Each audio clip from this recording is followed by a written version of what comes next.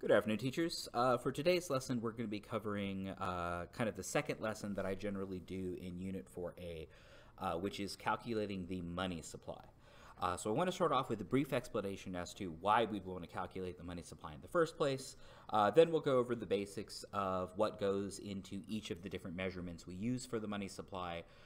This is nothing that I think is particularly complicated. All the kids need to be able to do here is to be able to add. So this is one of those scenarios where it's not going to take a lot of time, maybe a half hour, 45 minutes of your class, but it's one of those things the kids just have to memorize. So they have to know what's in each of the measurements of the money supply, because that is something that will be tested on the exam. So I don't think it's anything particularly complicated, but it is something that they do need to know. So give them a little bit of practice on this, but don't spend like a whole 90 minutes on this or anything. This doesn't take quite so long. So big question number one we're going to start off with, which is kind of the broad question: why would we want to calculate the money supply in the first place? Like, what's even the point of doing this calculation? And there's two big reasons that I tell the kids as to why we want to do this. The first is kind of the obvious reason, which is that the amount of currency in circulation, the amount of money there is out there, determines the scarcity of that money, which can determine the value of that money, right? So if this Federal Reserve was to just print $22 trillion to pay off the national debt, our money would become substantially less scarce, and you'd see hyperinflation happen overnight, right? This is why I had a kid a couple of years ago asking like, well, if the Fed can print money or create money, they're technically not printing, then why don't we just, create a whole bunch of money and pay off the debt? And that's the reason why. Because one of the things that determines the value of your currency, both domestically and internationally, is going to be its relative scarcity. So knowing how much money is out there in comparison to other time periods is going to be important to us, because that's going to help us to understand what the relative value of our currency is going to be, to make sure that we don't create hyperinflation. The less obvious reason as to why we want to go about calculating the money supply is probably the more important of those reasons, and the ones the kids have to know the most. So the key here, and we're not at the model yet, but later on in this unit we're going to learn that changes to the money supply actually impact interest rates, and that those interest rates create kind of a chain reaction in the economy that can have some fairly significant effects. So, long story short, increases in the money supply make money relatively less scarce, which means it's easier to get a hold of money, which drives interest rates down, and decreases in the money supply make money relatively more scarce, making it harder to get a hold of money and cause interest rates to go up.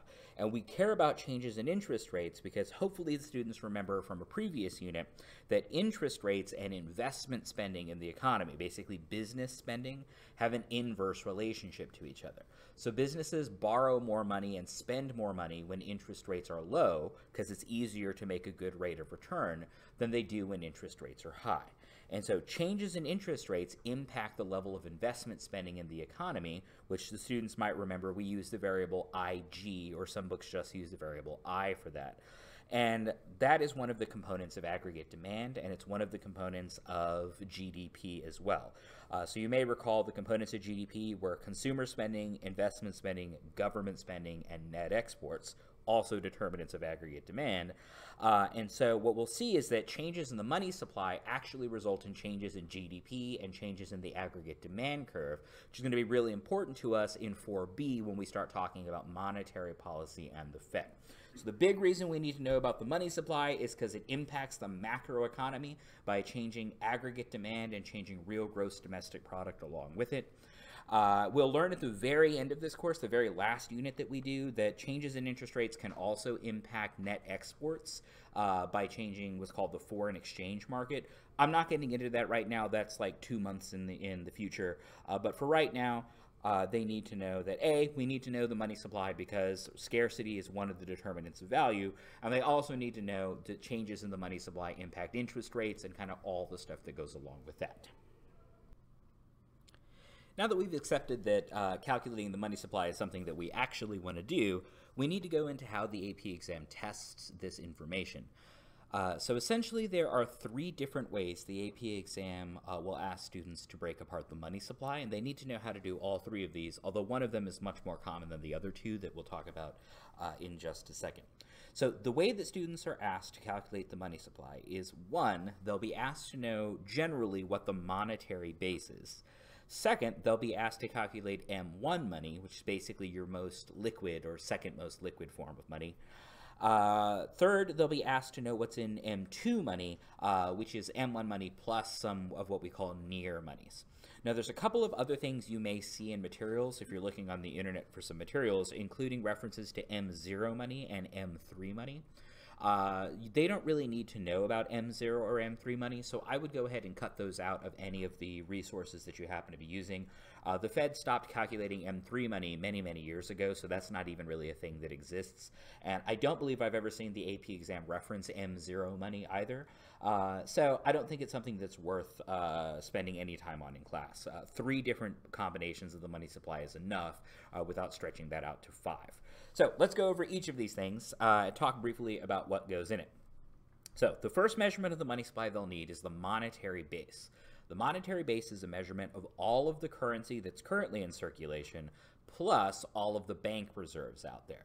So this is basically a measurement of how much currency is there in existence, both in the hands of consumers and in bank vaults sitting somewhere else.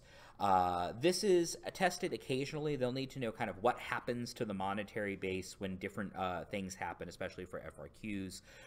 It's not something that's super heavily tested, but it is something that comes up occasionally. So measurement of money, number 1 is MB, and that is going to be the monetary base. The second measurement of money is what we call M1 money. And this is by far the most commonly used and most commonly asked for piece of information from this lesson. So students leave this lesson knowing nothing else. They need to know what goes in M1 money, because I would say that that's tested 3 or 4 times more often than the other things in this lesson are going to be tested. So M1 money is a measurement of what we call liquid money. So this is going to be actual money, aka currency in circulation, but it's also going to include some other things that, while not technically money, are effectively money. They're just as liquid as money is, including demand deposits, which are also referred to as checkable deposits. Getting the kids to accept that demand deposits or checkable deposits are money is the single biggest hurdle that I've found over the years of teaching this class. Students need to understand that there is no difference monetarily between showing up to Target with a $100 bill to buy something and showing up to Target with $100 in my bank account and a debit card or a checking account if I'm 80 years old, or check. So we treat currency that's out there and demand deposits as monetary equals. They are effectively the same thing because they are equally liquid.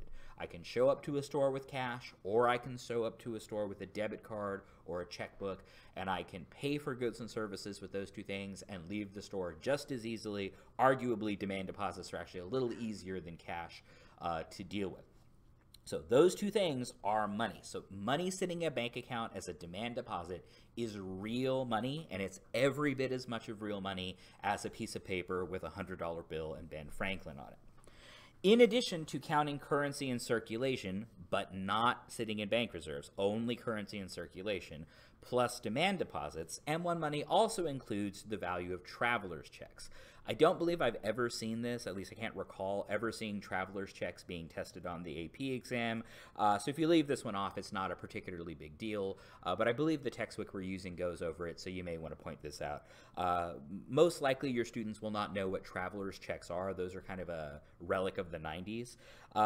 So if you don't feel like explaining what a traveler's check is, you can go ahead and leave this off. I don't think they'll be any worse the wear if you don't go over traveler's checks. So M1 money covers the most liquid forms of money, everything that can be used equally, roughly equally easily.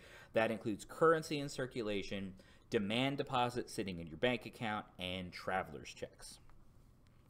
Last, and actually the largest of the 3 measurements of money that we cover in this class, is M2 money.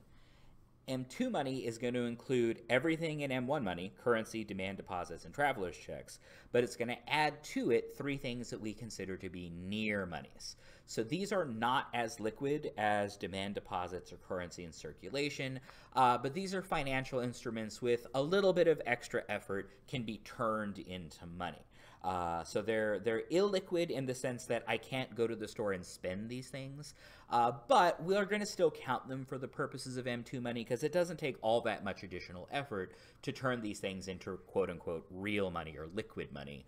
And so they're close enough for the purposes of what we're trying to get to here. So the near monies that we include, in addition to everything that we included in M1 money, are going to be deposits into savings accounts, what we call money market mutual funds or money market accounts. This is where it's kind of like a different savings instrument where you'll put money into a money market account. The bank will invest that predominantly in bonds. You can get that money back kind of on demand, but it requires, giving your bank some notice, and it may not always be available to you, so it's less liquid than a checking account would be. It's about as liquid as a savings account, maybe a little less liquid than a savings account. And then in addition to that, they're also going to count small time deposits, and these are going to be defined as time deposits less than $100,000. For the most part, when we're talking about time deposits in this class, we're talking about CDs or certificates of deposit. Those CDs they're similar to bonds in the sense that you'll give the bank a certain amount of money. You promise not to ask for it back for a set amount of time, 6 months, a year, something like that. And in return for you giving up your ability to get that money, the bank's willing to give you a slightly higher interest rate because they know they don't have to worry about this particular pile of money for X number of months or X number of years that you've agreed to give it to them. So essentially, M2 money includes everything that's in M1 money, plus money sitting in savings accounts, money market accounts, and small time deposits. Time deposits over $100,000, we generally just don't really mess with anymore. That used to be a component of M3 money, but the Fed has since stopped calculating M3 money, so we're just going to kind of ignore that going forward. To put this into context, so we've been increasing the size of the money supply as we counted down. That's why we did it in this particular order. So M2 money should be a larger number than M1 money, and M1 money should be a larger number than the monetary base. Again, it's M1 money that's really tested heavily. They kind of need to be familiar with the monetary base and familiar with M2 money, but they need to be able to recite chapter and verse M1 money because it's going to be super important to a whole bunch of things that we're going to do later on in the course, and especially in Unit 4B. So hopefully you enjoyed this brief run into the money supply. Why do you want to calculate it, and how do you calculate it? Thank you very much.